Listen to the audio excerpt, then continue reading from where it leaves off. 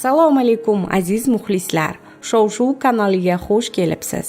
Dilnoza Kubayeva darakchi.oz nashriga bergan intervyusida o'zi niyat qilganidek insonni hali uchratmaganini aytdi. Intervyu chog'ida jurnalist shaxsiy hayotga jiddiy e'tibor berish fursati kelmadimikan deya savol berdi. Niyat qilganimdek insonni hali uchratganimcha yo'q. Men o'zidan kechib sevadigan insonman. Kimgadir ko'ngil bersam, undan ham shuni istayman. Vaqt soati bilan bo'ladi. Orzularim ko'p, dedi aktrisa bunga javoban.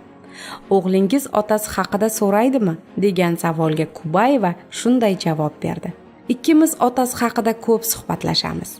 Ishonasizmi? Har safar dadang bunday derdi. Mana bu ishni yaxshi ko'rardi desam, go'yo o'g'limning qanotlari yozilib, uchishga shaylanayotgandek tuyuladi menga. Ko'zgu oldida uzoq qolib ketadigan odat paydo bo'lgandi.